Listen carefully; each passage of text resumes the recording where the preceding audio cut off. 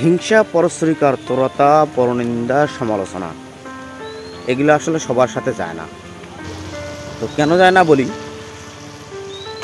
ধরেন আপনার নামে কেউ সমালোচনা করলো বা পরনিন্দা করলো, কেউ গীবত করলো,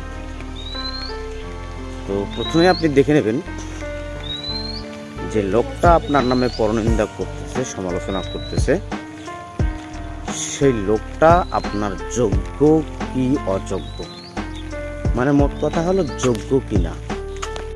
তো প্রথম কথা হলো, যোগ্য লোকেরা কখনো হিংসা করে না বা পরনিন্দা করে না, কারো বিপদ করে না। কারণ যোগ্য লোকেরা মানুষকে তার যোগ্য সম্মানটুকু দিতে জানে। তারা জানে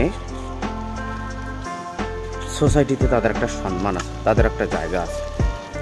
যোগ্য লোকেরা জানে সম্মান মানুষকে কিভাবে দিতে হয়, সম্মান মানুষের কাছ থেকে কিভাবে নিতে হয়। আর যদি সে লোকটা অযোগ্য হয়,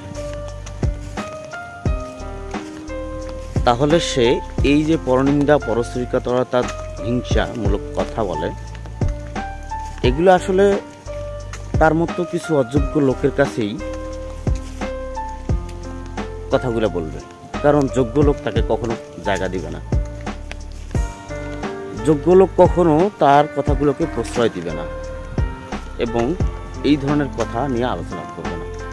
তো কাজেই যে যাই বলুক, সব কিছুর ঊর্ধ্বে মানুষ সত্য। তো ধন্যবাদ, সবাই ভালো থাকবেন।